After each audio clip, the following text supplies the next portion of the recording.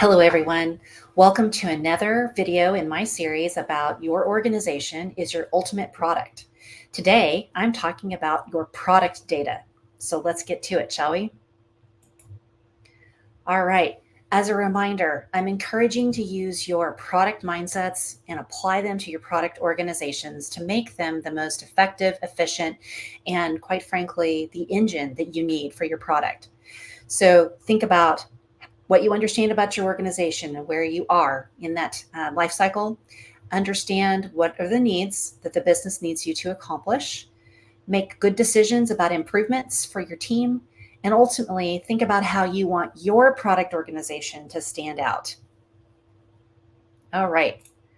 And as a reminder, we're going to look at where your product is today, where your organization is related to your data. So I'm focusing more in the walk and crawl situations. I'm going to show some key things that might be standing out for you. And if you are more mature in this area in your organization, fantastic. This is probably a refresher, and hopefully you could get some new ideas as well. All right. As a reminder, there are 5 dimensions that all work together so that your product organization can function effectively. Today, we're focusing on data, but don't forget there's also operations, how you design your organization, your people and culture, and how they interact both with your customers and clients and internally and working together. And then finally, your strategy and how that connects back to the larger organization. All right.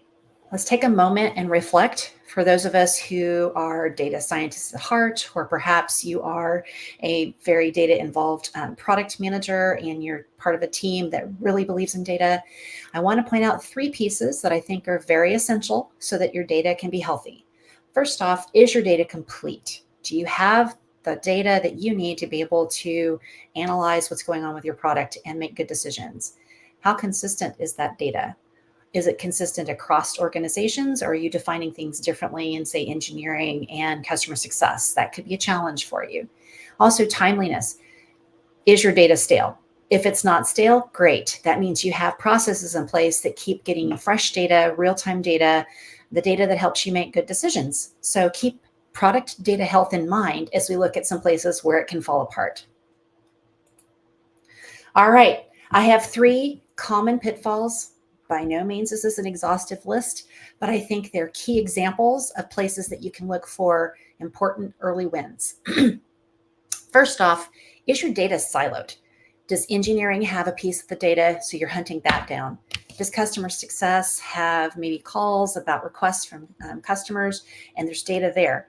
What about the sales department? Do they have something that is important? All of that data coming together is your product data as at a macro level. So think about where can you pull it all together in one place that everyone can consume it and get the insights that are necessary. Okay, what if you haven't gathered data in whatever long period of time is a long period of time? Changes for your business, but I would say if you're in the 6-month of outdated area data zone, that's a challenge, and you probably need to look into that, and that would concern me greatly. Where are you?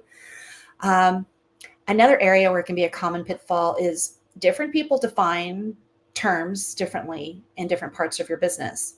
For example, take the concept of active users. What does that mean to you? Does it mean how frequently they log in? That could be an activity metric. Or how often they engage with a particular part of your features. That's another activity metric. So are different parts of the organization defining that differently? And so you're going to have very inconsistent data, and it's not going to help you get the answers and the insights that you need. So let's look at another way to frame this as well. So if you think about your whole product lifecycle funnel, so you are attempting to get awareness about your product. That's that top part of your funnel. So you have 100 users and they're all aware. Great. You know this. This is good information. Then you're seeing that when it gets to the sign up portion, you have a 20% drop off, or rather 80% of those users are actually signing up. Then you have this really strange piece in the middle, sandwich portion. You don't know if it's, ham, turkey, or otherwise. Engagement, you don't have any metrics around that. So to me, that would be an opportunity, right?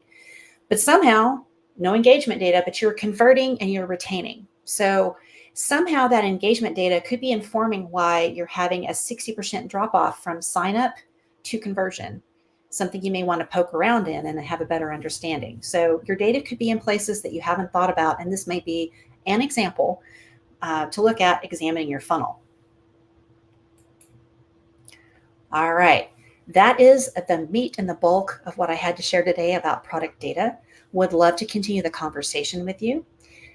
There's my LinkedIn profile. Feel free to connect, and also my email. So if you have questions or would like to talk more about this or even get some help about assessing where your organization may be with your data health, feel free to give me a shout.